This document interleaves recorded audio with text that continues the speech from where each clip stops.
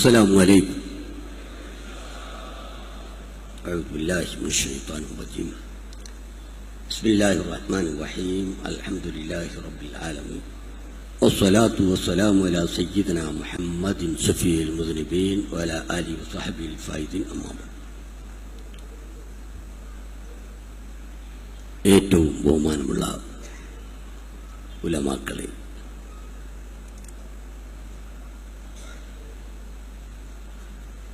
മതനിരാസം, യുക്തിവാദം, ഇത് സംബന്ധിച്ചാണ്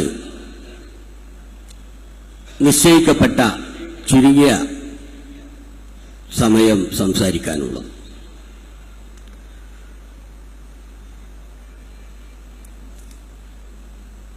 മതനിരാസം എന്നതുകൊണ്ട് അർത്ഥമാക്കുന്നത് നമുക്കറിയാം, മതം വേണ്ട എന്നുള്ളതാണ്.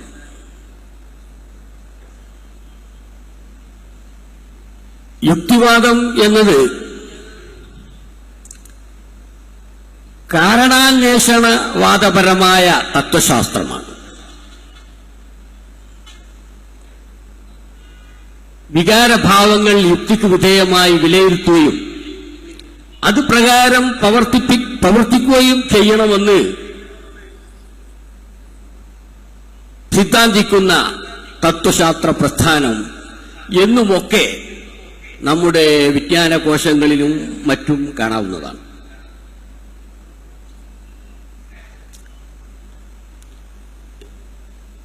വാസ്തവത്തിൽ യുക്തിവാദം ലോകത്തിന്റെ തുടക്കം മുതലേ ഉണ്ടെങ്കിലും ആധുനിക ലോകത്ത് അത് കടന്നു വന്നത് 1885-ലാണ്.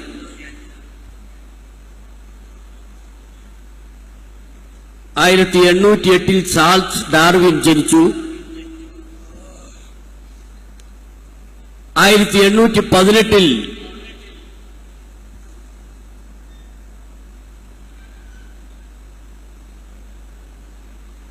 കമ്മ്യൂണിസ്റ്റ് പ്രസ്ഥാനം ഈ ലോകത്ത് പ്രചരിപ്പിച്ച കാറൽ മാർക്സ് ജനിച്ചു. ഇവരുടെയൊക്കെ പ്രവർത്തനങ്ങൾ സംയോജിപ്പിച്ചതിന്റെ അടിസ്ഥാനത്തിലാണ് പിന്നീട് 1885 യുക്തിവാദം രൂപം കൊള്ളുന്നത്.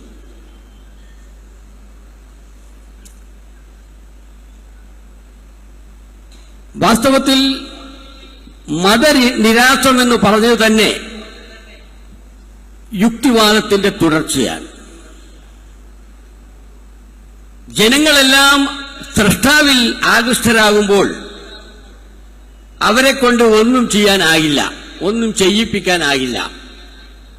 അതുകൊണ്ട് ആദ്യം ആ സൃഷ്ടാവിൽ നിന്ന് ജനങ്ങളെ മാറ്റി നിർത്തുക, അതാണ് മതനിരാസം കൊണ്ട് അവർ ഉദ്ദേശിക്കുന്നത്.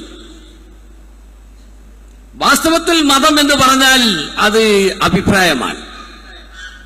ആർക്കും ഏത് വിഷയം സംബന്ധിച്ചും അഭിപ്രായങ്ങൾ ഉണ്ടാകും. പക്ഷേ ദൈവീക ചിന്തയുമായി ബന്ധപ്പെട്ട അഭിപ്രായ സാംസ്കാരിക കാര്യങ്ങളാണ് മതം കൊണ്ട് ഉദ്ദേശിക്കുന്നത്. അതുകൊണ്ട് മതത്തിൽ നിന്ന് ജനങ്ങളെ പൂർണ്ണമായി മാറ്റി നിർത്തിയാൽ മാത്രമേ തങ്ങൾക്ക് തങ്ങളുടേതായ രൂപത്തിൽ ലോകത്തെ നയിക്കാൻ സാധിക്കൂ എന്നവർ പറയും. കാരണാന്വേഷണവാദമാണ് യുക്തിവാദം എന്ന് പറയുമ്പോൾ അതിൽ തീരെ തന്നെ അത് സിദ്ധാന്തിച്ചവർക്ക് അഭിപ്രായമില്ല. കാരണം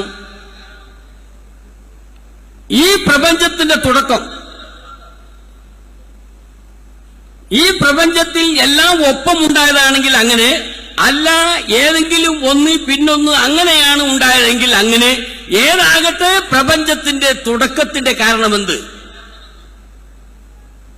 കാരണാന്വേഷണം എന്ന് പറഞ്ഞാൽ അവിടെ നിന്ന് ആരംഭിക്കണമല്ലോ.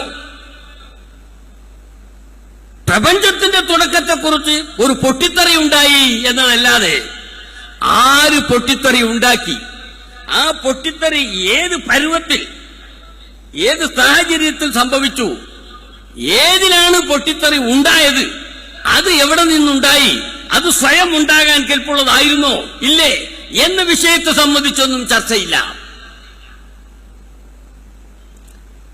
പിന്നെങ്ങനെ ഈ ശാസ്ത്രം കാരണാന്വേഷണ ശാസ്ത്രമാവുന്നത്.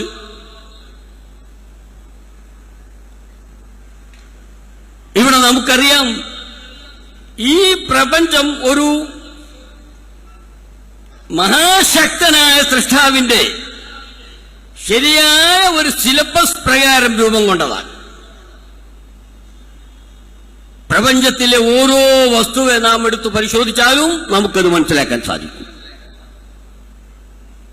ഇതൊക്കെ വെറുതെ ഉണ്ടായി എന്നാണെങ്കിൽ യുക്തിവാദിയുടെ നേതാവ് കോവൂര് വെറുതെ ഉണ്ടായതാണോ? അയാൾ മരിച്ചുപോയി, എന്നാൽ പിന്നെ എന്തുകൊണ്ട് അയാൾ വന്നില്ല? നേരത്തെ അയാളോ അതിനപ്പുറമുള്ളവരോ വെറുതെ വന്നവരാണെങ്കിൽ പിന്നെ ഇദ്ദേഹം എന്തുകൊണ്ട് വന്നില്ല? ഇങ്ങനെ ഒരുപാട് ചോദ്യങ്ങളുണ്ട്. ഈ ലോകം നാം വിലയിരുത്തുമ്പോൾ ഇതെല്ലാം ഒരൊറ്റ കമ്പനി വ്യവസ്ഥയിൽ നിന്ന് വന്നതാണെന്ന് മനസ്സിലാക്കാൻ സാധിക്കും. നിങ്ങൾ നോക്കൂ, നത്ത് നമുക്ക് എല്ലാവർക്കും അറിയുന്നതാണ്. നത്ത് രാത്രിയാണ് അധികം അത് ശബ്ദിക്കുക.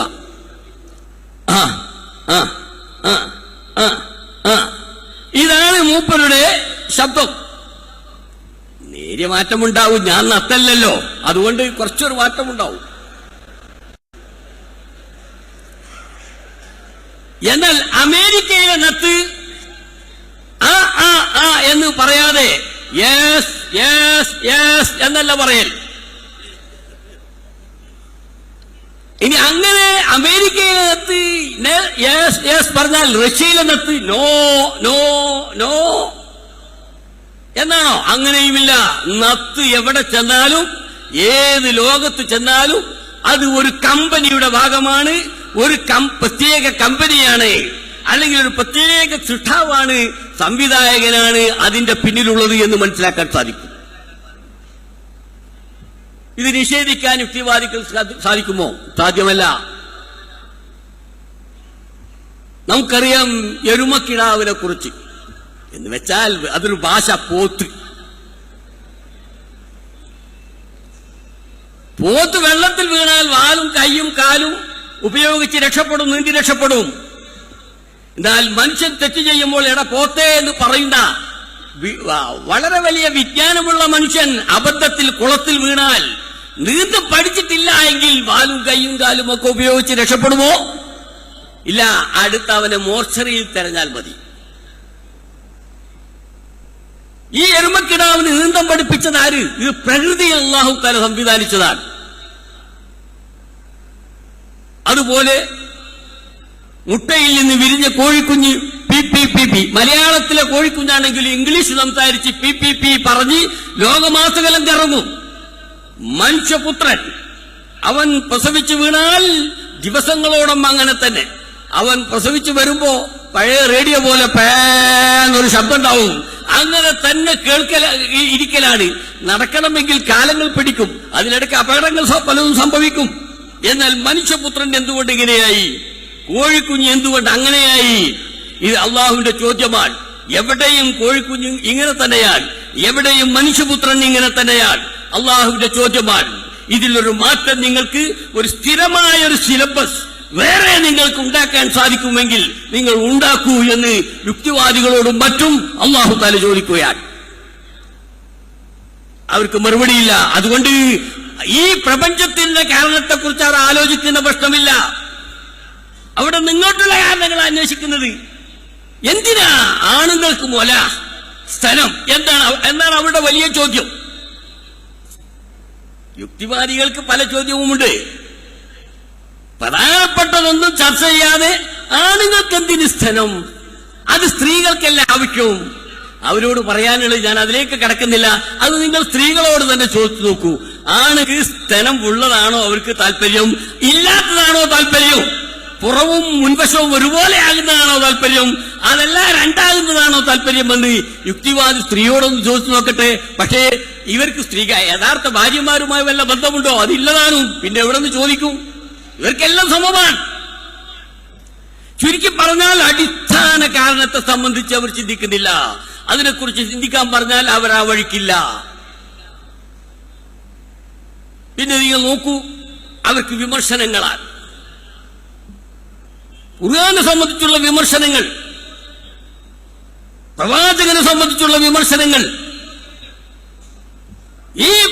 മുഹമ്മദും മറ്റു പ്രവാചകന്മാരും എല്ലാം നേരത്തെ കുരങ്ങിൽ നിന്നോ കുരങ്ങിനോട് സമമായ മറ്റൊരു ജീവിയിൽ നിന്നോ ജനിച്ചു എന്നാണ് അവർ സിദ്ധാന്തിക്കുന്നത്. ഇവരിൽ നല്ലൊരു വിഭാഗം നേരത്തെ ക്രിസ്ത്യരായിരുന്നു, ചിലർ ജൂതരായിരുന്നു. അവരുടെ പ്രവാചകന്മാരും അങ്ങനെ കുരങ്ങിൽ നിന്നോ അതിന് സമമായ മറ്റൊരു ജീവിയിൽ നിന്നോ ജനിച്ചു എന്ന് പറയുന്നു. ഇതാണ് ഡാർവിൻ വളരെ പ്രധാനമായി മുന്നോട്ട് വെച്ചത്. അന്ന് യൂറോപ്പിലും മറ്റും വലിയ അഭിപ്രായ വ്യത്യാസങ്ങളെല്ലാം ഉണ്ടായി. ഓക്സ്ഫോർഡ് സർവകലാശാലയിൽ ഒരു വമ്പിച്ച വാദപ്രതിവാദം നടന്നു. ഇവർക്കെതിരിൽ രംഗത്ത് വന്ന ഒരു ബിഷപ്പായിരുന്നു. ഈ ഡാർവിനെ സഹായിക്കാൻ തോമസ് ആക്ച്വലിയെ പോലുള്ള ശാസ്ത്രജ്ഞന്മാരുണ്ടായിരുന്നു. അങ്ങനെ സംസാരം മൂത്ത് അടിപിടിയിലെത്തി. അവസാനം ബിഷപ്പ് ചോദിച്ചു, മിസ്റ്റർ ഡാർവിൻ, നിങ്ങളുടെ മുത്തച്ഛിയാണോ അല്ലെങ്കിൽ മുത്തച്ഛനായിരുന്നോ കുരങ്ങ് എന്ന് ചോദിച്ചു. അദ്ദേഹം പറഞ്ഞു, ഏതാകട്ടെ ഒരു ബിഷപ്പിന്റെ സന്താനമാകാതിരുന്നാൽ ഞാൻ സന്തോഷിക്കുന്നു എന്ന്. ഇങ്ങനെ വമ്പിച്ച അഭിപ്രായ വ്യത്യാസങ്ങൾ, ഇയാളുടെ തിയറിക്കെതിരിൽ ധാരാളം ലേഖനങ്ങൾ, പുസ്തകങ്ങളെല്ലാം അവിടെ അവതരിച്ചു. അതിന്റെ എല്ലാം ഉള്ളടക്കം അള്ളാഹുവെ തള്ളിപ്പറയുക, പ്രവാചകന്മാരെ തള്ളിപ്പറയുക. 1885 ബർണാഡ് ഷാ ചെയർമാനായിക്കൊണ്ട് ഇംഗ്ലണ്ടിൽ യുക്തിവാദ സംഘം രൂപം കൊണ്ടു. അതിന്റെ തുടർച്ചയിൽ നമ്മുടെ കേരളത്തിൽ, അതുപോലെ കൽക്കത്തയിൽ, ബോംബെയിലുമെല്ലാം യുക്തിവാദി പ്രസ്ഥാനങ്ങൾ വന്നു. ഇവർക്കെല്ലാം പറയാനുണ്ടായിരുന്നത് പ്രവാചകനെ സംബന്ധിച്ചു പ്രവാചകന്റെ വികൃതമാക്കി അവതരിപ്പിക്കുക, ഖുർആൻ അത് ദൈവിക ഗ്രന്ഥമല്ല എന്ന് പറയുക, ഇസ്ലാമിന്റേതായ ആചാരാനുഷ്ഠാനങ്ങൾ വിമർശിക്കുക. ഇത് മാത്രമാണ് കാര്യമായിട്ട് ഇവർക്കുള്ളത്. വേറെ മതങ്ങൾ ഇവിടെയുണ്ട്, വേറെ വിശ്വാസങ്ങൾ ഇവിടെയുണ്ട്, ആചാരങ്ങൾ ഇവിടെയുണ്ട്, അതൊന്നും തൊടുന്നില്ല. പക്ഷേ എന്തുകൊണ്ട്? ഇതിന്റെ എല്ലാം അടിസ്ഥാനം ഇസ്ലാമിനെ മാത്രം എതിർക്കാനായി ലോകത്ത് പ്രവർത്തിച്ച മതവിശ്വാസികളും അല്ലാത്തവരുമായ കൂട്ടായ്മയാണ്. മഹാനായ നബി സല്ലല്ലാഹു അലൈഹി വസല്ലമ തങ്ങളെ സംബന്ധിച്ച് അവരെന്തെല്ലാം പറഞ്ഞു? 25 വയസ്സുള്ള പ്രവാചകൻ 40 വയസ്സുള്ള ഖദീജയെ വിവാഹം ചെയ്തത് അത് വെറുതെ ആയിരിക്കില്ല. അവർ തമ്മിൽ എന്തൊക്കെ ചില ബന്ധങ്ങളൊക്കെ ഉണ്ടായിരിക്കും. അതുകൊണ്ട് ഈ വിവാഹം ചെയ്യാൻ നിർബന്ധിതനായതാണ്. അതേ സമയത്ത് നാം മനസ്സിലാക്കണം, ഈ യുക്തിവാദികളും നിരീശ്വരവാദികളും യൂറോപ്യന്മാരുമെല്ലാം ഏറ്റവും കൂടുതൽ വലിയ സ്ഥാനം നൽകിയത് സർ വില്യം ഷേക്സ്പിയർ അദ്ദേഹത്തിനാണ്. യൂറോപ്യന്മാരുടെ യഥാർത്ഥ നവോത്ഥാന കാലഘട്ടം, അത്യന്താധുനിക നവോത്ഥാന കാലഘട്ടം എന്നവർ പറയുന്നത് ഷേക്സ്പിയറുടെ കാലഘട്ടത്തെ കുറിച്ചാണ്. അദ്ദേഹത്തിന് 400-ാം വർഷം 2016 അവർ ആഘോഷിച്ചു. അവർ പാടിപ്പുകഴ്ത്തുന്ന ഷേക്സ്പിയറെ കുറിച്ച് നമുക്കറിയാം. അദ്ദേഹം 18 വയസ്സുള്ളപ്പോൾ 26 വയസ്സുള്ള ആൻഡാത്ത് ഹെവയെ വിവാഹം ചെയ്തു. ആ വിവാഹം നടക്കുന്നതിന് മുമ്പ് 2 കുട്ടികൾ അതിൽ തന്നെ ഉണ്ടായിരുന്നു. വിവാഹം ചെയ്ത് 6 മാസമായപ്പോൾ 3ാമത്തെ കുട്ടിയും ഉണ്ടായി. ഇതാണ് ചരിത്രം. ഇദ്ദേഹമാണ് യൂറോപ്യന്മാരുടെ ആ അത്യന്താധുനിക നവോത്ഥാന നായകനായി അറിയപ്പെടുന്നത്. എന്നാൽ അദ്ദേഹം എന്ത് ചെയ്തു, ലോകത്തിന് എന്ത് ചെയ്തു എന്ന് ചോദിച്ചാൽ കുറെ നോവലുകൾ എഴുതി. ഇതല്ലാതെ ലോകത്ത് എന്തെങ്കിലും സാംസ്കാരികമായ വൈജ്ഞാനികമായ മാറ്റങ്ങൾ വരുത്താൻ കഴിഞ്ഞില്ല. ഇതാണ് നാം വിലയിരുത്തേണ്ട സംഗതി. ഒരു നേതാവാകുന്നെങ്കിൽ എന്താണ് അദ്ദേഹം മാറ്റങ്ങൾ വരുത്തിയത്, എന്താണ് ലോകത്ത് അദ്ദേഹം പ്രചരിപ്പിച്ചത്, എന്താശയമാണ് ലോകത്തിന് കൊടുത്തത്, എന്ത് നവോത്ഥാനമാണ് ലോകത്തിന് നൽകിയത് എന്ന് സംബന്ധിച്ച് ചിന്തിക്കണം. മഹാനായ നബി സല്ലല്ലാഹു അലൈഹി വസല്ലം തങ്ങളെ സംബന്ധിച്ചിടത്തോളം ഇവർക്കൊന്നും പറയാനില്ല. യഥാർത്ഥത്തിൽ യുക്തിവാദികളുടെ നേതാവായിരുന്നു പണ്ഡിറ്റ് ജവഹർലാൽ നെഹ്റു. ലോകം കണ്ട ഏറ്റവും വലിയ പ്രശസ്തനായ പ്രധാനമന്ത്രി എന്ന പേരിൽ അറിയപ്പെട്ട സാക്ഷാൽ പണ്ഡിറ്റ് ജവഹർലാൽ നെഹ്റു മകൾ ഇന്ദിരാഗാന്ധിക്ക് കത്തെഴുതി ജയിലിലായിരുന്നപ്പോൾ ആ കത്തുകളുടെ സമാഹാരമാണ് ഗിംസസ് ഓഫ് വേൾഡ് ഹിസ്റ്ററി, വിശ്വചരിത്രാവലോകം എന്ന് പറയുന്നത്. ആ ഗ്രന്ഥത്തിൽ അദ്ദേഹം പറയുകയാണ്, അന്ധകാര യുഗത്തിലെ അറബികളെ ലോകത്തിന്റെ നേതാക്കളും ജേതാക്കളുമാക്കി ഉയർത്തിയത് മുഹമ്മദ് നബിയുടെ ഇസ്ലാം മത പ്രചാരണം കൊണ്ടായിരുന്നു എന്ന്. സർ വില്യം മൂറിനെ കുറിച്ച് ആരെങ്കിലും ഇങ്ങനെ ഒന്ന് പറഞ്ഞിട്ടുണ്ടോ? അതുപോലെ എന്തെല്ലാം സംഗതികൾ ഈ ലോകത്ത് വളരെ വലിയ മാറ്റങ്ങൾ പ്രവാചകൻ വരുത്തി. പ്രവാചകന്റെ കൂടെ എന്തുകൊണ്ട് ആളുണ്ടായി? പ്രവാചകനെ അവിടുത്തെ അനുയായികൾ എന്തുകൊണ്ട് അംഗീകരിച്ചു? അതെല്ലാം വ്യക്തിപരമായ ഗുണങ്ങളായിരുന്നു. മഹാനായ നബി സല്ലല്ലാഹു അലൈഹി വസല്ലം തങ്ങൾ 25 വർഷം വരെ സ്വന്തം നാട്ടിൽ എല്ലാവരും അംഗീകരിക്കപ്പെട്ട് അങ്ങനെ ജീവിച്ചതിന്റെ പേരിലാണ് അൽ അമീൻ എന്ന പേര് ലഭിച്ചത്.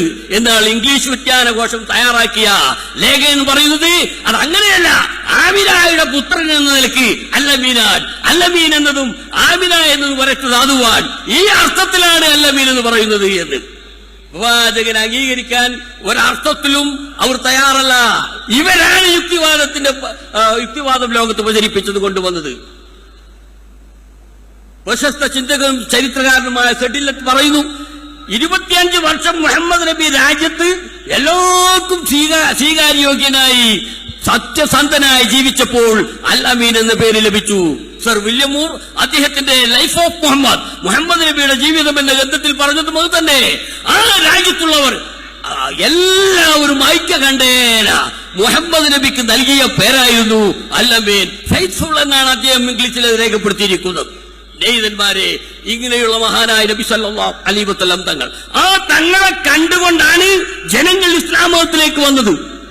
ഇസ്ലാം എന്ന് പറഞ്ഞാൽ എന്തെങ്കിലും അന്ധവിശ്വാസത്തിന്റെ പേരിൽ, എന്തെങ്കിലും വെറുതെ കള്ളസ്വപ്നങ്ങളുടെ പേരിൽ ജനങ്ങളെ വശീകരിക്കുന്നതല്ല ഇസ്ലാം. അതൊന്നും ഇസ്ലാം അംഗീകരിക്കുന്നില്ല. മഹാന്മാരായ പണ്ഡിതന്മാർ, അഖീദയുടെ പണ്ഡിതന്മാർ വളരെ വ്യക്തമായി പറഞ്ഞു എന്താണ് അടിസ്ഥാന മാനദണ്ഡം. വിശ്വാസപരമായ ഒരു കാര്യം അല്ലെങ്കിൽ ഭൗതികമായ ഒരു കാര്യം എന്താകട്ടെ, നാം ഉൾക്കൊള്ളാൻ നമ്മുടെ അടിസ്ഥാന മാനദണ്ഡമെന്ത്? ഖുർആനിൽ അല്ലാഹു തആല പറഞ്ഞു പ്രവാചകനോട്, വലാ തഖ്ഫു മാ ലൈസ ലക ബിഹി ഇൽം ഇന്ന സമ വൽ ബസറ വൽ ഫുആദ് കുല്ലു ഉലൈക കാന അൻഹു മസ്ഊലാ. നബിയെ, താങ്കൾക്ക് വിവരമില്ലാത്തതിനെ പിന്തുടരാൻ പാടില്ല. ഉറച്ച ജ്ഞാനം, ഉറച്ച ധാരണ, ഒരു വിഷയത്തെ സംബന്ധിച്ചുള്ള ഉറച്ച കാഴ്ചപ്പാട്, ഇതാണ് ഇൽമ് എന്ന് പറയുന്നത്. എന്നാൽ ഇങ്ങനെ നിങ്ങൾ ഒരു വിഷയവുമായി ബന്ധപ്പെടുമ്പോൾ ഉറച്ച വിവരമില്ലാതെ, നല്ല കാഴ്ചപ്പാടില്ലാതെ അതിനെ പിന്തുടരാൻ പാടില്ല.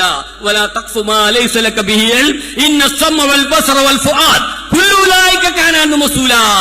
ഈ കേൾവി, കാഴ്ച, ഹൃദയം ഇതെല്ലാം സംബന്ധിച്ച് ചോദ്യം ചെയ്യപ്പെടും. അത് അതിന്റേതായ രൂപത്തിലും ഭാവത്തിലും കൃത്യതയിലുമാണോ ഉപയോഗിച്ചിരിക്കുന്നത് അല്ല എന്നുള്ളത് ചോദ്യം ചെയ്യപ്പെടും. മഹാന്മാരായ പണ്ഡിതന്മാർ പറഞ്ഞില്ലേ, ഇൽമിന്റെ കാരണങ്ങൾ അവർ പറഞ്ഞു. വിജ്ഞാനത്തിന്റെ കാരണങ്ങൾ 3 കാരണങ്ങളാണ് വിജ്ഞാനത്തിന് പറഞ്ഞത്. ഒന്ന് അൽ ഹവാസുൽ ഖംസ എന്ന് പറയുന്ന പഞ്ചേന്ദ്രിയങ്ങൾ, കാണുക, കേൾക്കുക, തൊടുക, ശ്വസിക്കുക, ആസ്വദിക്കുക, ഇങ്ങനെയുള്ള പഞ്ചേന്ദ്രിയങ്ങൾ, ഇത് ഉപയോഗപ്പെടുത്തി കാര്യങ്ങൾ മനസ്സിലാക്കാൻ സാധിക്കും. ഇതുകൊണ്ടാണ് കാര്യങ്ങൾ മനസ്സിലാക്കുന്നത്. അതുപോലെ ഹൃദയം, ഇങ്ങനെ പഞ്ചേന്ദ്രിയങ്ങൾ, ഹൃദയം. പിന്നെ 3ാമത് സത്യസന്ധമായ വാർത്ത. ആ വാർത്ത പറയുന്നവനെ ജനങ്ങൾ വിശ്വസിക്കുന്നു. അദ്ദേഹം സത്യസന്ധനാണ് എന്ന് ജനങ്ങൾക്ക് ജീവിതത്തിൽ നിന്ന് മനസ്സിലാക്കാൻ സാധിച്ചു. അങ്ങനെയുള്ള സത്യസന്ധമായ വാർത്ത. അതുപോലെ തന്നെ ഒരു വ്യക്തി പറയുന്നത് പോലെ തന്നെയാണ് ജനങ്ങൾ എല്ലാവരും അംഗീകരിച്ച സംഭവം. ഉദാഹരണമായി അമേരിക്ക എന്നൊരു രാജ്യത്ത് ജനങ്ങൾ ഇപ്പോഴും താമസിച്ചുകൊണ്ടിരിക്കുന്നു എന്നുള്ളത് അമേരിക്കയിൽ പോകാത്തവനും വിശ്വസിക്കുന്നുണ്ട്. എന്തുകൊണ്ട്? നിരാക്ഷേപം ആരാലും അംഗീകരിച്ചുകൊണ്ടുള്ള ഒരു വാർത്തയാണത്. അതുകൊണ്ട് അത് അംഗീകരിക്കുന്നു. ഇങ്ങനെ സ്വീകാര്യോഗ്യമായ സത്യസന്ധമായ വാർത്ത, പഞ്ചേന്ദ്രിയങ്ങൾ, ബുദ്ധി, ഇത് 3മാണ് വിജ്ഞാനത്തിന് കാരണമെന്ന് മഹാന്മാരായ അഹ്ലുസുന്നത്തി വൽ ജമാഅത്തിന്റെ പണ്ഡിതന്മാർ അർത്ഥസംഖ്യക്കിടം നൽകാതെ വളരെ വ്യക്തമായി രേഖപ്പെടുത്തിയിട്ടുണ്ട്. അവിടെയാണ് അഹ്ലുസുന്നത്തി വൽ ജമാഅത്ത് നിലകൊള്ളുന്നത്. ആരെങ്കിലും എന്തെങ്കിലും പറഞ്ഞാൽ അത് അഹ്ലുസുന്നത്തിന്റെ ആശയമായി അംഗീകരിക്കപ്പെടുകയില്ല. ഈ 3 കാരണങ്ങളും പരിശുദ്ധ ഖുർആനിൽ തന്നെ അഹ്ലുസുന്നത്തി വൽ ജമാഅത്ത് മനസ്സിലാക്കിയ സംഗതികളാണ്. വലഖദ് ദറൈനാ ലിജഹന്നമ കസീറൻ മിനൽ ജിന്നി വൽ ഇൻസ് ലഹും ഖുലൂബുൻ ലാ യഫ്ഖഹൂന ബിഹാ വലഹും ആദാനുൻ ലാ യസ്മഊന ബിഹാ വലഹും അഈനുൻ ലാ യുബ്സിറൂന ബിഹാ എന്ന് പറഞ്ഞുകൊണ്ട് ഹൃദയം ഉപയോഗപ്പെടുത്താത്തവനെ, കാത് ഉപയോഗപ്പെടുത്താത്തവരെ, കണ്ണ് ഉപയോഗപ്പെടുത്താത്തവരെ ഖുർആൻ വിമർശിച്ചിരിക്കുന്നു.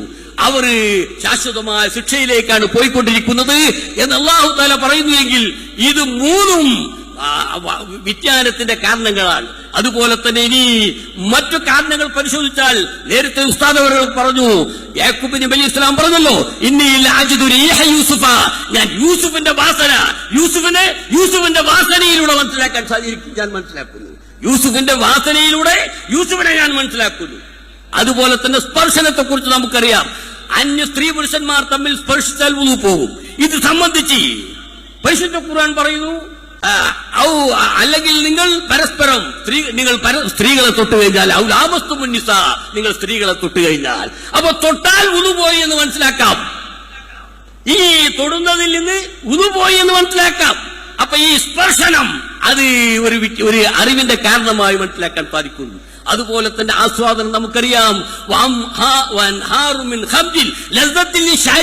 ഖുർആൻ പറഞ്ഞു, സത്യവിശ്വാസികൾക്ക് നല്ല ലഹരി, സ്വർഗീയമായ ലഹരി, പഞ്ചനക്ഷത്ര ലഹരിയല്ല, പ്രപഞ്ച നക്ഷത്ര ലഹരി. പ്രപഞ്ചത്തിന്റെ നക്ഷത്രം അത് സ്വർഗമാണെങ്കിൽ അവിടുത്തെ ലഹരി, ആ ലഹരി അത് ഉപയോഗിച്ചാൽ ഇത് അതിന്റെ രുചി കൊണ്ട് ഇത് സ്വർഗത്തിലെ ലഹരിയാണെന്ന് മനസ്സിലാക്കാൻ സാധിക്കും. ഇങ്ങനെ കാണുക, കേൾക്കുക, തൊടുക, സ്പർശിക്കുക, ഇതെല്ലാം വിജ്ഞാനത്തിന്റെ കാരണമാണ് എന്ന് അഹ്ലുസുന്നത്തി വൽ ജമാഅത്ത് പറഞ്ഞെങ്കിൽ, ഒരു കാര്യം ആത്യന്തികമായി ഉറപ്പിക്കാൻ ഇതാണ് മാർഗം. ഇതല്ലാതെ ആരെന്ത് കൊണ്ടുവന്നാലും സ്വീകാര്യമല്ല. ഇങ്ങനെ ബോധ്യപ്പെട്ടാണ് മഹാനായ നബി സല്ലല്ലാഹു അലൈഹി വസല്ലമ തങ്ങളെ സഹാബാക്കൾ അംഗീകരിച്ചത്. അവിടെ പിന്നെ സംശയമില്ല. നമുക്കറിയാമല്ലോ, നബി സല്ലല്ലാഹു അലൈഹി വസല്ലമ തങ്ങൾ മഴയില്ലാത്ത സന്ദർഭത്തിൽ മഴയ്ക്ക് വേണ്ടി കൈപൊക്കി മഴ വർഷിച്ചു. അതേ മഴ ഒരാഴ്ചയോളം തുടർന്നപ്പോൾ ജനങ്ങൾക്ക് കൂടുതൽ പ്രയാസമായി. മഴ നിർത്താനും അവിടെ നിന്ന് പ്രാർത്ഥിച്ചു, ഉടനെ മഴ നിന്നു. ഇത് വ്യക്തമായ രൂപത്തിൽ നമുക്ക് മനസ്സിലാകുന്ന ഹദീസുകളിൽ, പ്രബലമായ ഹദീസുകളിൽ കാണുന്നതാണ്. ഇതാണ് സ്വഹാബാക്കൾ കണ്ടത്, അനുഭവിച്ചത്. ആ സ്വഹാബാക്കളാണ് തുടർച്ചയായി, നേരത്തെ അമേരിക്കയെ കുറിച്ച് പറഞ്ഞതുപോലെ തന്നെ, അവരാണ് തുടർച്ചയായി മുസ്ലിം ലോകത്തിന് ഇത് പ്രകാരമുള്ള കാര്യങ്ങൾ കൈമാറിയിട്ടുള്ളത്. ഇവിടെയാണ് സുന്നത്ത് ജമാഅത്ത് വിശ്വസിച്ചത്. അവിടെ വേറെ അവിശ്വസനീയമായിട്ടും യാതൊന്നുമില്ല. വിജ്ഞാനത്തിന്റെ മാനദണ്ഡം, ഈ പറഞ്ഞ മാനദണ്ഡം ലോകം എല്ലാം അംഗീകരിക്കുന്ന മാനദണ്ഡമാണ്. വിജ്ഞാനത്തിന്റെ മാനദണ്ഡമായി യുക്തിവാദികളും അല്ലാത്തവരും എല്ലാവരും അംഗീകരിക്കുന്ന മാനദണ്ഡം തന്നെയാണിത്. പിന്നെ സ്വീകാര്യോഗ്യമായ മഹാത്മാക്കളിൽ നിന്ന്, നേതാക്കളിൽ നിന്ന്, പണ്ഡിതന്മാരിൽ നിന്ന് അവരുടെ വാക്കുകൾ പകർത്തി അത് സ്വീകാര്യമായ ആ പരമ്പരയിലൂടെ ലഭിച്ചാൽ അതും സ്വീകരിക്കപ്പെടാവുന്നതാണ് എന്നുള്ളത് വളരെ വ്യക്തമായി ആധുനിക ലോകം, ജനകീയ ലോകം അംഗീകരിക്കുന്ന വസ്തുതയാണ്. ഇതൊന്നും നിഷേധിക്കാൻ കഴിയില്ല. ഇവിടെയാണ് ഇസ്ലാം മതത്തിന്റെ പ്രത്യേകത.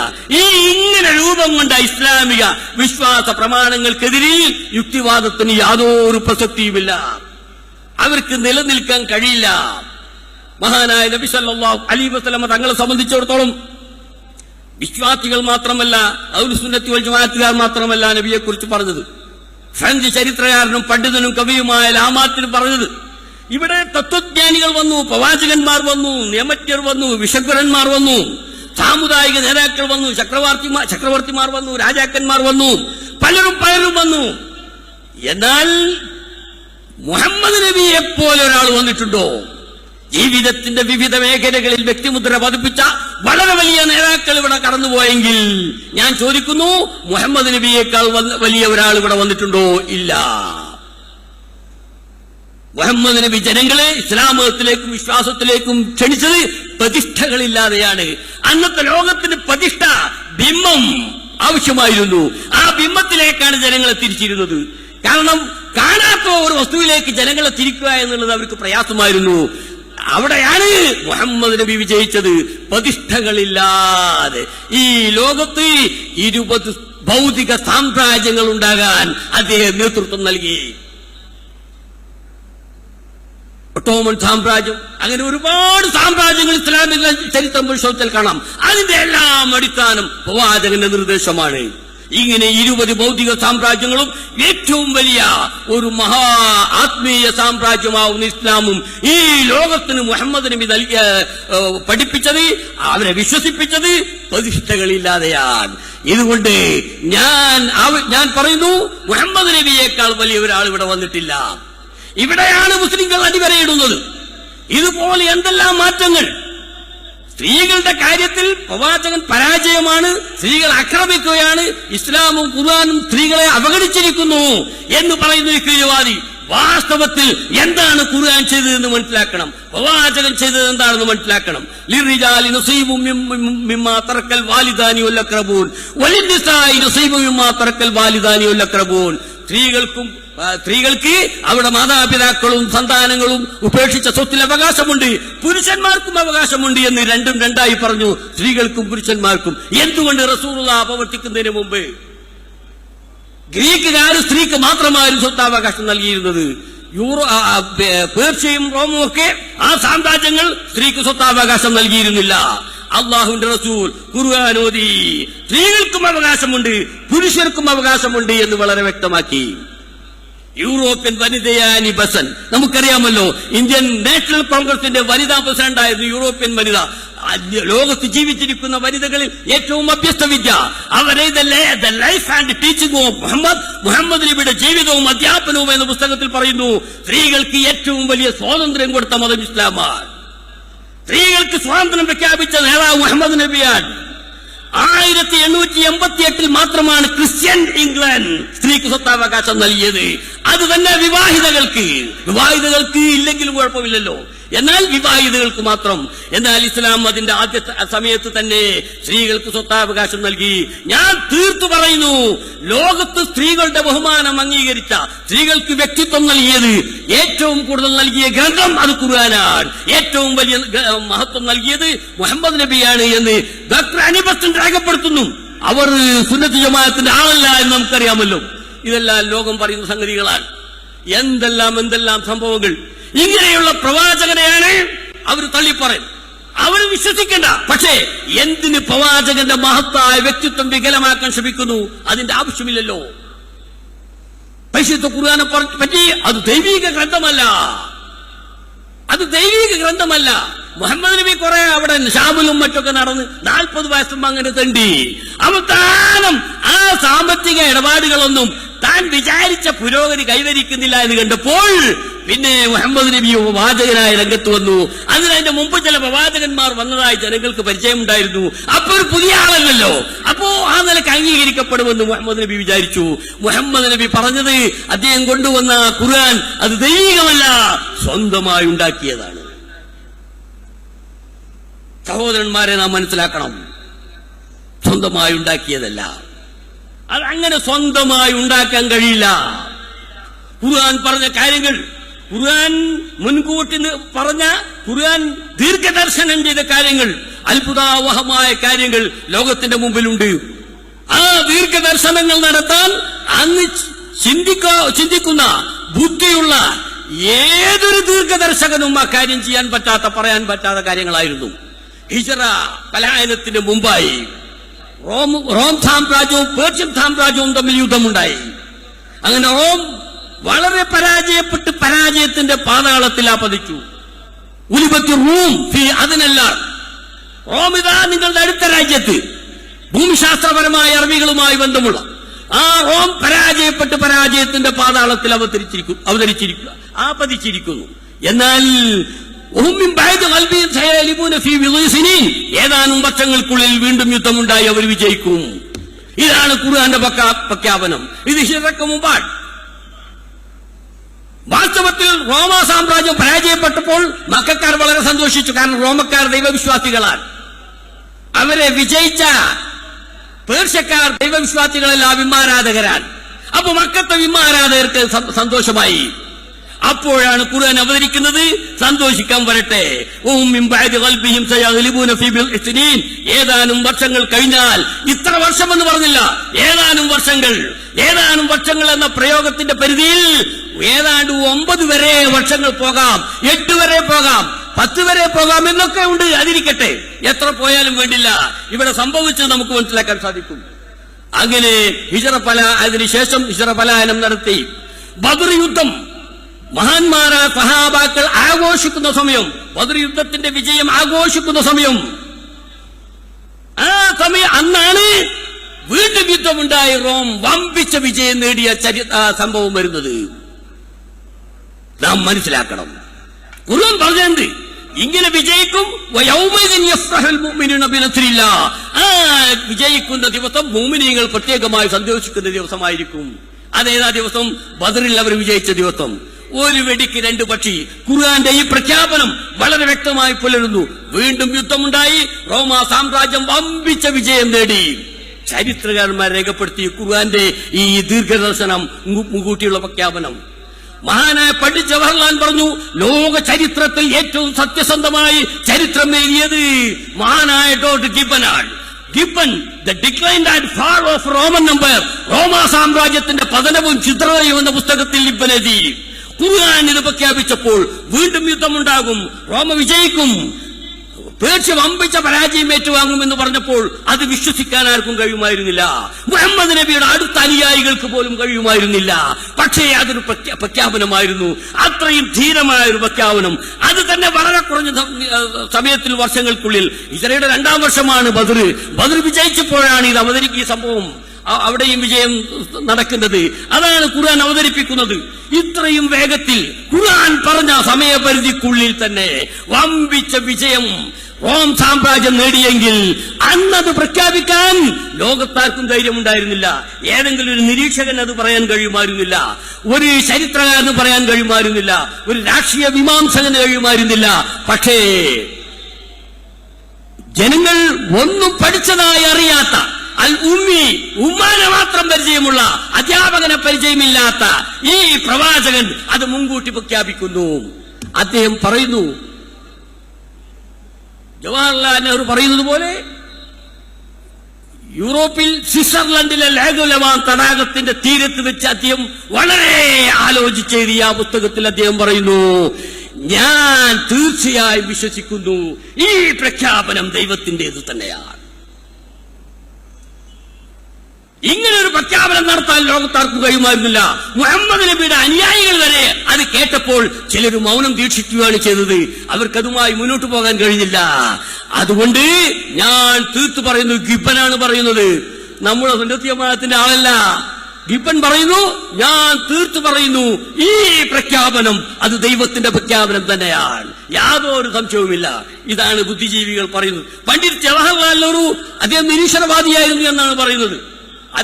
ഈ നെഹ്റുവിനെ കുറിച്ച് 83 പ്രസിദ്ധീകരിച്ച യുക്തിവാദികളുടെ മാസികയിൽ കാണാം. ജവഹർലാലിന് ഒരു സത്യം പുറത്തു പറയുകയുണ്ടായി. അദ്ദേഹം നിരീശ്വരവാദിയാണ്. അദ്ദേഹം പറഞ്ഞത് എന്താണെന്ന് അറിയാമോ? ഞാൻ ഭാവിയിൽ ഇന്ത്യയിൽ പ്രതീക്ഷിക്കുന്നത് ഹൈന്ദവരും മുസ്ലിങ്ങളും തമ്മിലുള്ള സംഘട്ടനമല്ല, അങ്ങനെ മതവും തമ്മിലുള്ള സംഘട്ടനമല്ല ഞാൻ പ്രതീക്ഷിക്കുന്നത്. മതവും ശാസ്ത്രവും തമ്മിലുള്ള സംഘട്ടനമാണ്. ആ സംഘട്ടനത്തിൽ മതം തകർന്ന് തരിപ്പണമാകുന്ന ഒരവസ്ഥയാണ് എനിക്ക് മുൻകൂട്ടി ദർശിക്കാൻ സാധിക്കുന്നതെന്ന് പറഞ്ഞെങ്കിൽ നമുക്ക് പറയാനുള്ളത്, അതിൽ നിന്ന് ഇസ്ലാം മതത്തെ ഒന്ന് മാറ്റി നിർത്തണം, അല്ലെങ്കിൽ ഇസ്ലാം മതം അതിൽ നിന്ന് മാറി നിന്നിരിക്കുന്നു. ഇസ്ലാം മതത്തെ തൊടാൻ ലോകത്ത് ഒരു ശാസ്ത്രത്തിനും സാധ്യമല്ല. വളരെ വ്യക്തമായി മനസ്സിലാക്കാൻ സാധിക്കും. വളരെ വ്യക്തമായ സംഗതികളാണ്. ഇസ്ലാമിന്റെ പണ്ഡിതന്മാരുണ്ടല്ലോ, അവരെല്ലാം ചർച്ച ചെയ്തിട്ടുണ്ട്, എല്ലാം വ്യക്തമായി രേഖപ്പെടുത്തിയിട്ടുണ്ട്. 2ാം ലോക മഹായുദ്ധത്തിൽ ഒരു പട്ടാളക്കാരന്റെ വയറ്റിൽ ഒരു വെടിയുണ്ട കൊണ്ടു. വെടിയുണ്ട അവിടെ നിന്നില്ല, അയാളുടെ വയറ്റിൽ നിന്ന് ഒരു ബീജാണു ആ ഉണ്ടയിൽ പതിഞ്ഞു. ആ ഉണ്ടയോടുകൂടെ മറ്റൊരു സ്ത്രീയുടെ വയറ്റിൽ പോയി. അവളുടേതായ ഗർഭാശയത്തിലാണ് ആ ഉണ്ട വിശ്രമിച്ചത്. പിന്നീട് എന്ത് സംഭവിച്ചു? ബീജാണു ഉണ്ടല്ലോ, ആ ബീജാണുവിന്റെ ആ സ്ത്രീയുടെ ശരീരത്തിൽ നിന്നുള്ള അണ്ടാണു ഉൾക്കൊണ്ടു. 1-2 ആഴ്ചകൾ കഴിഞ്ഞപ്പോൾ സ്ത്രീക്ക് മാറ്റം. ലോകത്താരും ഈ വിവരം അറിയില്ല. നോക്കുമ്പോൾ അവൾ ഗർഭം ധരിച്ചിരിക്കുന്നു. ഗർഭം ധരിച്ചത് ഈ രൂപത്തിലാണ്. അന്നത്തെ പണ്ഡിതന്മാർ, ഇസ്ലാമിന്റെ അപ്പുറത്തുള്ള പണ്ഡിതന്മാർ അതേക്കുറിച്ചൊക്കെ ചർച്ച ചെയ്തു. പക്ഷേ മുസ്ലിം പണ്ഡിതന്മാർ, മഹാന്മാരായ മദ്ഹബിന്റെ ഇമാമിങ്ങൾ വളരെ വ്യക്തമായി ആ വിഷയം രേഖപ്പെടുത്തി. അവരെല്ലാം രേഖപ്പെടുത്തിയിട്ടുണ്ട്. അതിന്റെ അടിസ്ഥാന പ്രമാണങ്ങൾ ഖുർആനിൽ കാണാം. ولا يأتونك بمثل إلا جئناك بالحق وأحسن تفسيرا. ഖുർആൻ പറഞ്ഞതാണ്, ولا يأتونك بمثل. നബിയെ, ഈ ശത്രുക്കൾ ഏതൊരു ഉദാഹരണവും നിങ്ങൾക്കതിൽ കൊണ്ടുവരില്ല. ولا يأتونك بمثل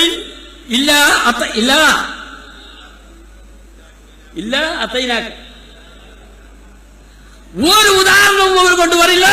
അതിന്റെ ശരിയായ വ്യാഖ്യാനവും അതിന്റെ നിവാരണവും താങ്കൾക്ക് നാം നൽകിയിട്ടല്ലാതെ എന്ന് പറഞ്ഞെങ്കിൽ അതാണ് ഇവിടെ സംഭവിക്കുന്നത്. ഇങ്ങനെ പല പല പല സംഭവങ്ങളും കാണാം. അലി റളിയല്ലാഹു തആല അൻഹുവിന്റെ കാലത്ത്, അല്ല ഉമർ റളിയല്ലാഹുവിന്റെ കാലത്താണെന്ന് പറയുന്നു, ഒരു നപുംസകൻ അദ്ദേഹം ഒരിക്കൽ സ്ത്രീയായി രംഗത്ത് വന്നു. അങ്ങനെ മറ്റൊരു പുരുഷനെ വിവാഹം ചെയ്ത് ഗർഭം ധരിച്ചു. പിന്നെ അയാൾ തന്നെ പുരുഷനായി രംഗത്ത് വന്നു, മറ്റൊരു സ്ത്രീക്ക് ഗർഭം നൽകി. ഇയാളാണോ പെണ്ണോ? ഇയാൾക്ക് ആണിന്റെ പകുതിയാണോ സ്വത്ത്, അതല്ല മുഴുവനുമാണോ? മഹാന്മാരായ സ്വഹാബാക്കൾ ചർച്ച ചെയ്തു. ഉമർ റളിയല്ലാഹു തആല അലി ഇബ്നു അബീ താലിബ് റളിയല്ലാഹു തആല അൻഹു സമീപിച്ചു. അതിന് വ്യക്തമായ മാർഗ്ഗനിർദ്ദേശം നൽകി. പ്രസവം നൽകി എന്നുകൊണ്ട് പുരുഷനാകണമെന്നില്ല. ജിബ്രീൽ അലൈഹിസ്സലാം മറിയമിന് പ്രസവത്തിന് വേണ്ടത് നൽകി. അത് ജിബ്രീൽ പുരുഷനായിട്ടോ ഒന്നുമല്ല, ഭർത്താവായിട്ടല്ല. അതേ സമയത്ത് പ്രസവിക്കുന്നവൾ സ്ത്രീയാണ് എന്ന് ദത്തുപുത്രന്മാരുടെ സംഭവത്തിൽ ഖുർആൻ പറഞ്ഞിട്ടുണ്ട്. ഇൻ ഉമ്മഹാത്തുഹും ഇല്ലല്ലാഹി വലദനഹും, പ്രസവിക്കുന്നവരാണ് അവരുടെ ഉമ്മമാർ. അതുകൊണ്ട് ഇവനെ സ്ത്രീകളുടെ കൂട്ടത്തിൽ പെടുത്തണം. നമുക്കറിയാം, അമേരിക്കയിലെ ഓക്ലൻഡിൽ റിക്കാർഡോ എന്ന് പറയുന്ന ഒരു പുള്ളി, അമേരിക്കയെ കുറിച്ച് നമുക്കറിയാമല്ലോ, ഇത് 80-84 സംഭവം. റിക്കാർഡോ എന്ന പുള്ളി എന്ത് ചെയ്തു? ലിംഗമാറ്റ ശസ്ത്രക്രിയ നടത്തി. ശരീരത്തിന്റെ പകുതി ഭാഗമാണ്, പകുതി ഭാഗം പെണ്ണ്. ഇയാൾ പല വേണ്ടാത്തരങ്ങളും ചെയ്ത്, ബലാത്സംഗം ചെയ്ത്, കൊലപാതകം നടത്തി, കവർച്ച നടത്തി, പലവും നടത്തി. പക്ഷേ അയാളെ പോലീസ് പിടിച്ചപ്പോൾ ആണുമല്ല പെണ്ണുമല്ല. ഓക്ലൻഡിന്റെ നിയമത്തിൽ ഒന്നുകിൽ പുരുഷനെ ശിക്ഷിക്കാനുള്ള വകുപ്പ്, അല്ലെങ്കിൽ സ്ത്രീയെ ശിക്ഷിക്കാനുള്ള വകുപ്പ്. രണ്ടും കൂടിയവൻ, രണ്ടും അല്ലാത്തവനെ ശിക്ഷിക്കാൻ വകുപ്പില്ല. ഓക്ലൻഡ് കൗണ്ടി സർക്കിറ്റ് ജഡ്ജി നിയമപുസ്തകങ്ങൾ മുഴുവനും പരതി, നിയമജ്ഞന്മാരെ മുഴുവനും സമീപിച്ചു. ലോകമൊന്നും നിയമ വിശദീകരണം നടന്നില്ല. അവസാനം ഓക്ലൻഡിന്റെ ഭരണഘടന ഭേദഗതി ചെയ്തു. ഇതാണ് ആദ്യത്തെ ലോകത്ത് സംഭവിച്ചതെങ്കിൽ നാം മനസ്സിലാക്കണം, ഇതിനാമത്തെ സംബന്ധിച്ചിടത്തോളം ഏതെന്ന് കൊണ്ടുവന്നാലും അതിന്റെ കൊണ്ടുവരും പറഞ്ഞെങ്കിൽ അത് ആ കാലത്തോട് അവസാനിക്കുന്നില്ല. നബി സല്ലല്ലാഹു അലൈഹി വസല്ലം തങ്ങളുടെ സഹാബാക്കൾ, അവിടുത്തെ താബഈങ്ങൾ, അവരെ തുടർന്നു പോകുന്ന മദ്ഹബിന്റെ ഇമാമികൾ, ആ ശിഷ്യന്മാർ ഈ ലോകത്ത് ഇസ്ലാം കൈകാര്യം ചെയ്യുമ്പോൾ ലാ തസാലു തായിഫത്തു മിൻ ഉമ്മത്തി ലാഹിരീന അലൽ ഹഖ് ഹത്താ യഅതി അംറുല്ലാഹ്, ഹഖ് അവർ ലാഹിറായി കാണും. ഏത് രഹസ്യമായ സംഗതിയാണെങ്കിലും, ഏത് ഒളിഞ്ഞ സംഗതിയാണെങ്കിലും, അവ്യക്തമായ സംഗതിയാണെങ്കിലും അതിന്റെ ഉള്ളിൽ ഹഖ് പ്രത്യക്ഷമായി അവർ കാണും. അങ്ങനെ അവർ ലോകത്ത് ഭരണം നടത്തും, ലോകം പ്രവർത്തിപ്പിക്കുമെന്ന് പറഞ്ഞെങ്കിൽ അതാണ് ഇവിടെ സംഭവിക്കാൻ പോകുന്നത്. ഇവിടെ നമുക്കറിയാം, ഈ യുക്തിവാദികൾ എന്ന് പറയുന്നവർ വെറുതെ ചില സംശയങ്ങൾ ഉണ്ടാക്കും. ഒരു ദിവസം എനിക്ക് കോഴിക്കോട് നിന്നൊരു ഫോൺ, കോഴിക്കോട്ടൊരു യുക്തിവാദിയാണ്. ഖുർആനെ സംബന്ധിച്ച് ഞങ്ങൾക്ക് സംശയമുണ്ട്, അതുകൊണ്ട് ഖുർആൻ ദൈവിക ഗ്രന്ഥമാണ് എന്ന് നിങ്ങൾ തെളിയിക്കണം. ദൈവിക ഗ്രന്ഥമല്ല എന്ന് ഞങ്ങളും തെളിയിക്കാം. എവിടെ നിന്നാണ് നാം ചർച്ച ചെയ്യേണ്ടത് എന്ന്. അപ്പൊ ഞാൻ അയാളോട് പറഞ്ഞു, ദൈവിക ഗ്രന്ഥമല്ല എന്ന് നിങ്ങൾ തെളിയിച്ചു, ദൈവിക ഗ്രന്ഥമാണ് എന്ന് ഞാനും തെളിയിച്ചു. എങ്കിൽ പിന്നെ ഇത് തെളിവുകൾ തമ്മിലുള്ള ഏറ്റുമുട്ടലല്ലേ, യുക്തികൾ തമ്മിലുള്ള ഏറ്റുമുട്ടലല്ലേ? ഇങ്ങനെയാണെങ്കിൽ ഈ തെളിവും യുക്തിയും എങ്ങനെ നമുക്ക് വിശ്വസിക്കാൻ സാധിക്കും എന്ന് ചോദിച്ചപ്പോൾ അദ്ദേഹത്തിന് മറുപടിയില്ല. അപ്പോൾ അദ്ദേഹം മാറ്റി, അല്ല ഞങ്ങൾ ഖുർആൻ ദൈവികമല്ല എന്ന് തെളിയിക്കാൻ ശ്രമിക്കും, നിങ്ങൾ അതിന് തയ്യാറാവുക എന്നാണ്. ഞാൻ പറഞ്ഞു, അത് നമുക്ക് നോക്കാം, പക്ഷേ അതിന്റെ എല്ലാ ചെലവുകളും നിങ്ങൾ വഹിക്കണം. വെല്ലുവിളിച്ച് മുങ്ങിയാൽ പോരാ, സ്റ്റേജ് തയ്യാറാക്കലും ഗ്രന്ഥങ്ങൾ തയ്യാറാക്കലും എല്ലാം തയ്യാറാക്കലും നിങ്ങളാകണം. കാരണം നിങ്ങളാണ് വെല്ലുവിളിച്ചത്. അതുകൊണ്ട് ഞങ്ങൾ തയ്യാറാക്കും, പക്ഷെ എല്ലാ ചെലവുകളും നിങ്ങൾ വഹിക്കണം. അത് രേഖയായിട്ട് ഇങ്ങോട്ട് തരൂ, ഞങ്ങൾ തയ്യാറാണെന്ന് പറഞ്ഞു. പിന്നെ വേണ്ടിയിട്ടില്ല. അങ്ങനെ പിന്നെ ആ കൂട്ടത്തിൽ തന്നെ അദ്ദേഹം സംസാരിച്ചത് ഖുർആനെ സംബന്ധിച്ചിടത്തോളം ദൈവികമല്ല എന്നുള്ള ഉറപ്പാണ്. എന്തുകൊണ്ട്? ഖുർആൻ സ്വത്താവകാശം പുരുഷന്റെ ചിലപ്പോൾ പിന്നെ 4-1 അല്ലെങ്കിൽ പകുതി ഉണ്ടായിരിക്കും. അപ്പോ ഒരു ഭർത്താവ്, 2 പെമ്മക്കൾ, 2 പെമ്മക്കൾക്ക് 3/2 സ്വത്ത്. ഭർത്താവിന് ഇവിടെ 2 പെമ്മക്കളല്ല, 2 സഹോദരിമാര്, 2 സഹോദരിമാർക്ക് 3/2 സ്വത്ത്. ഭർത്താവിന് ഇവിടെ 4-1 അല്ല, 4-1 എത്ര, പിന്നെ നിസ്വല്ല. ഭർത്താവിന് ഇവിടെ എത്രയാണ്? നിസ്വന്നെ, കാരണം കുട്ടികളില്ലല്ലോ. അപ്പോ അവകാശം വരുന്നത് 24-ൽ നിന്ന് പിന്നെ 2 പെൺകുട്ടികൾക്ക് കൊടുത്താൽ പിന്നെ ഭർത്താവിന് എവിടെ കൊടുക്കാൻ സാധിക്കും? പിന്നെ ഭർത്താവിന് നിസ്ഫ് എടുക്കാനില്ലല്ലോ. ഭർത്താവിന് നിസ്ഫ് കൊടുക്കുക, 2 സഹോദരിമാർക്ക് 2 കൊടുക്കുക. അതിനെവിടെ സ്വത്ത്? 2 പകുതിയും കൂടി ഒന്നിൽ നിന്ന് ഒരു സംഖ്യയിൽ നിന്ന് കളയാൻ സാധിക്കുമോ? ഒഴിവാക്കാൻ സാധിക്കുമോ? ഇത് തന്നെയാണ് പരാജയം എന്ന് പറഞ്ഞു. ഞാൻ പറഞ്ഞു, ചങ്ങാതി, നിങ്ങളൊരു കാര്യം മനസ്സിലാക്കണം. ഇതിന് പരിഹാരം ഉമർ റളിയല്ലാഹു തആല അൻഹുവിന്റെ കാലത്ത് ഇങ്ങനെ ഒരു കേസ് വന്നപ്പോൾ ഉമർ റളിയല്ലാഹു അൻഹു പരിഹാരം നിർദ്ദേശിച്ചിട്ടുണ്ട്. പരിശുദ്ധ ഖുർആൻ വ്യാഖ്യാനിക്കാനുള്ള അധികാരം അവർക്കുണ്ട്. വയൻസുറൂനല്ലാഹു വറസൂലഹു, അല്ലാഹു റസൂലിനെയും അവര് സഹായിക്കുന്നു എന്ന് പറഞ്ഞെങ്കിൽ ആ സഹായം നിയമപരമായി അന്ത്യനാൾ വരെ ഉണ്ടായിരിക്കും. ഇങ്ങനെ സ്വത്തവകാശത്തിന് വകുപ്പുകളുണ്ട്. ഇത് മാത്രമല്ല, ഇതുപോലെ ഒരുപാട് വകുപ്പുകളുണ്ട്. അതിനെല്ലാം ഫത്തുൽ മുബീൻ അടക്കമുള്ള ചെറിയ ഗ്രന്ഥങ്ങളിൽ വരെ അത് വളരെ വ്യക്തമായി രേഖപ്പെടുത്തിയിട്ടുണ്ട്. അതുകൊണ്ട് നിങ്ങൾക്ക് ഇവിടെ സംസാരിക്കാനൊന്നുമില്ല. ഖുർആൻ തന്നെ ആദ്യം പറഞ്ഞത് ലിർരിജാലി നസീബു മിമ്മാ തറക്കൽ വാലിദാനി വൽ അഖ്റബൂൻ വലിന്നിസാഇ നസീബു മിമ്മാ തറക്കൽ വാലിദാനി വൽ അഖ്റബൂൻ മിമ്മാ ഖല്ല മിൻഹു ഔ കസുറ എന്നാ പറഞ്ഞത്. നിശ്ചിത വാരിയുണ്ട്. എന്നാൽ ചിലപ്പോൾ അത് അതിന്റെ രൂപത്തിൽ കൂടിയ രൂപത്തിൽ നിന്ന് ലഭിക്കും. ചിലപ്പോൾ ഇങ്ങനത്തെ കേസ് വരുമ്പോൾ അതിൽ ചുരുങ്ങിയ രൂപത്തിലായിരിക്കും. ഇവിടെ 6-7 വിവാഹം ചെയ്യണം, അതിൽ നിന്നാണ് കൊടുക്കുക. അത് ഞാൻ വിശദീകരിക്കുന്നില്ല. ചുരുക്കി പറഞ്ഞാൽ ഇങ്ങനെ ഒരുപാട് സംഭവങ്ങൾ ഇതെല്ലാം ഖുർആൻ ഇതിൽ കൊണ്ടുവരികയാണ്. നബി സല്ലല്ലാഹു അലൈഹി വസല്ലം തങ്ങൾ പനിയെ കുറിച്ച് സംസാരിച്ചു. പനി എന്നുള്ളത് അത് ചൂടിന്റെ ഭാഗമാണ്, അതുകൊണ്ട് പച്ചവെള്ളം കൊണ്ട് നിങ്ങൾ ചികിത്സിക്കുക.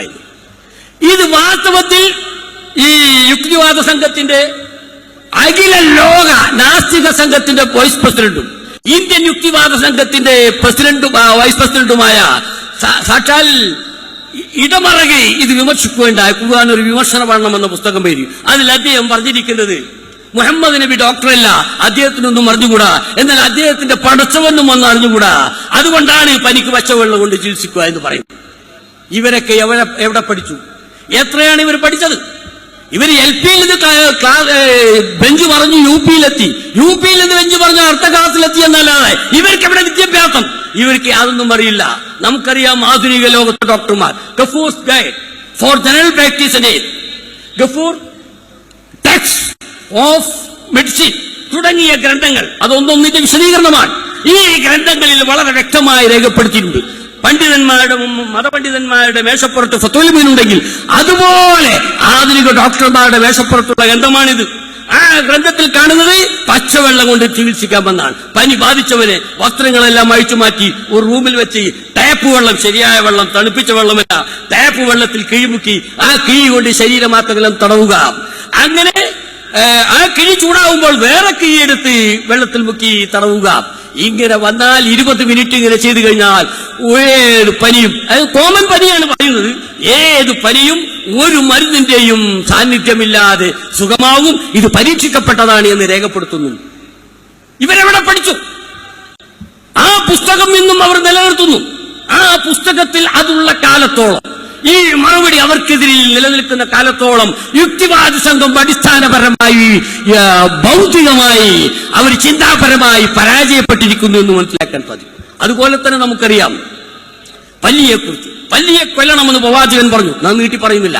പല്ലിയെ കൊല്ലണമെന്ന് പ്രവാചകൻ പറഞ്ഞു. എന്തിനാ പല്ലിയെ കൊല്ലുന്നത്?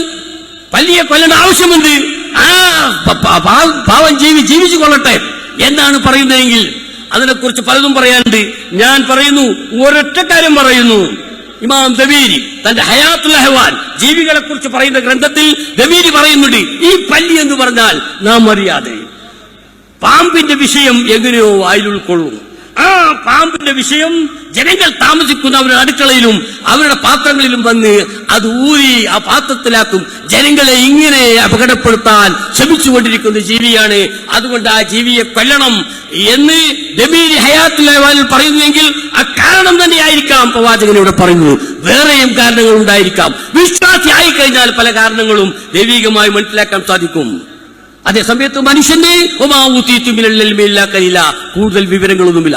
ഇതുപോലെ എന്തെല്ലാം കാര്യങ്ങൾ ഇവര് എന്തിനാണ് പടച്ചവൻ ഈ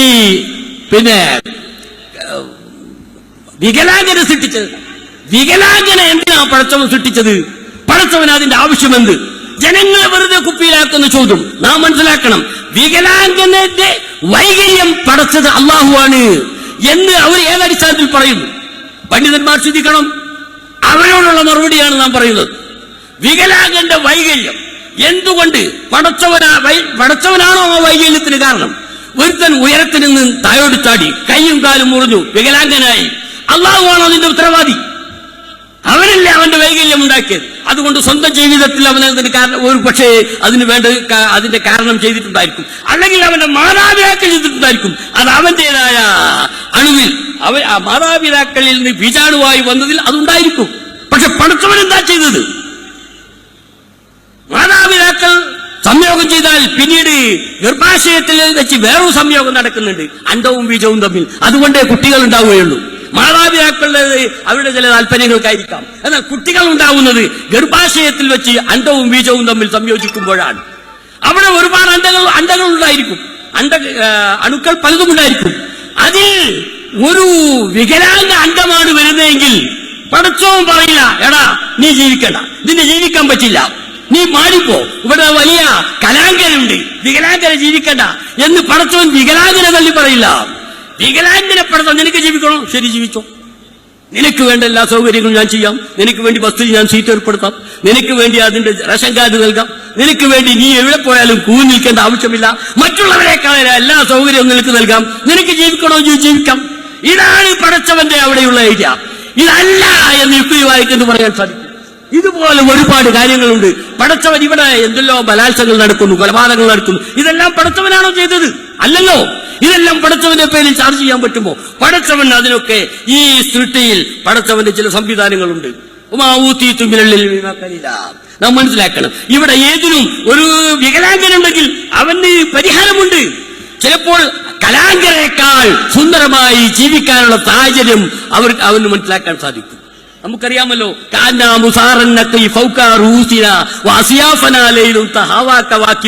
എന്ന വരി ചൊല്ലിയത് അന്ധനായ കവിയായിരുന്നു. ബഷാർ ഇബ്നു ബർദി എന്ന് പറയുന്ന അന്ധനായ കവിയാണ്.